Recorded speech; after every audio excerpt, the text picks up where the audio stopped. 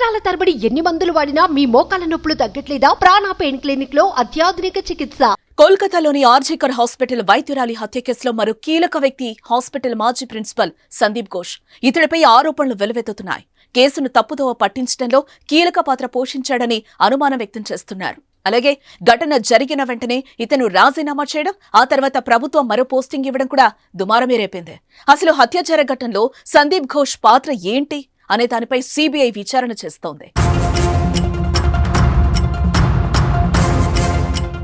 నిందితుడు సంజయ్ రాయ్తో పాటు మొత్తం 6గురికి సిబిఐ లై డిటెక్టర్ టెస్టు నిర్వహించాలని భావించగా వారిలో సందీప్ ఘోష్ ఒకరు.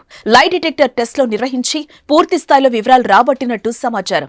ఈ టెస్టులో భాగంగా సందీప్ ఘోష్ ని ఎలాంటి ప్రశ్నలు అడిగారో ఓసారి చూద్దాం. హత్యాచార ఘటన జరిగినప్పుడు మీరు హాస్పిటల్లోనే ఉన్నారా? హత్యాచారానికి పాల్పడిన నిందితుడితో మీకు పరిచయం ఉందా? డాక్టర్ని ఎవరు చంపారో తెలుసా? డాక్టర్పై సామూహిక అత్యాచారం జరిగిందని మీరు అనుకుంటున్నారా? ఈ ఘటన గురించి మీరు పోలీసులకు ఏమైనా సమాచారం అందించారా? ఈ ఘటన జరగక ముందు డాక్టర్ని మీరేమైనా కలిశారా, మాట్లాడారా?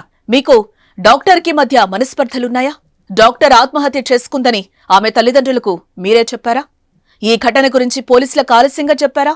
ఆలస్యంగా సమాచారం ఇస్తే ఎందుకు ఇచ్చారు?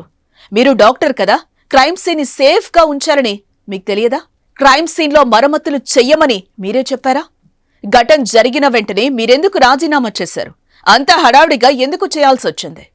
రిజైన్ చేయాలని మీపై ఎవరైనా ఒత్తిడి చేశారా? ఈ ఘటన జరిగిన తర్వాత మీరెవరెవరితో మాట్లాడారు?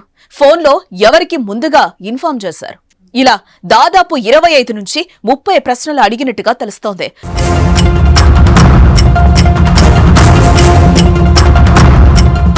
పేరు, ఊరితో సాధారణ ప్రశ్నలు కూడా అతడిపై గుప్పించారు. అయితే వీటికి సందీప్ ఘోష్ ఎలా సమాధానమిచ్చాడు అన్నది మాత్రం బయటకు రాలేదు. ఈ కేసులో కర్త, కర్మ, క్రియ సందీప్ ఘోష్ గానే అంతా భావిస్తున్నారు. ఘటన జరిగిన తర్వాత ఆలస్యంగా పోలీసులకు ఫిర్యాదు చేయటం, క్రైమ్ సీన్ జరిగిన స్థలంలో మరమ్మతులు చేయటం లాంటి చర్యలు సందీప్ ఘోష్ ఆదేశాల మేరకు చేసినట్టుగా సమాచారం. అలాగే హత్యాచార ఘటన జరిగిన కొద్ది రోజులకే ఆయన ఆసుపత్రి ప్రిన్సిపల్ పదవికి రాజీనామా చేశారు. దీంతో మమతా బెనర్జీ ప్రభుత్వం ఆయన్ని మరో కీలక పదవిలో నియమించింది. ఈ నియామకంపై కూడా హైకోర్టు, సుప్రీంకోర్టు ఆగ్రహం వ్యక్తం చేస్తున్నాయి.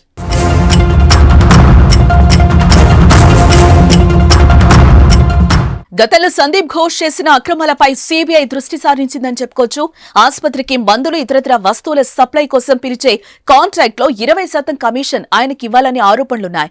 రోగులకు ఇంజెక్షన్ చేసిన సిరంజీలను, ఇతర వ్యర్థాల రీసైక్లింగ్ విషయంలోనూ అవినీతికి పాల్పడ్డారని తెలుస్తోంది. అంతేనా, చివరకు అనాథ శవాలను అమ్ముకుని సొమ్ము చేసుకున్నారని సందీప్ ఘోష్ పై ఆరోపణలు వినిపిస్తున్నాయి. ఆయన అవినీతిపై విచారణ చేపట్టిన సిట్ బృందం వీటన్నింటిపైన దర్యాప్తు చేస్తోంది. మరి సిబిఐ విచారణలో ఎలాంటి సంచలన విషయాలు బయటకొస్తాయో చూడాలి. కేసు దర్యాప్తులో స్పీడ్ పెంచి అసలు నిజాలు వెలికి తీసి నిందితులను కఠినంగా శిక్షించాలని డిమాండ్లు వ్యక్తమవుతున్నాయి.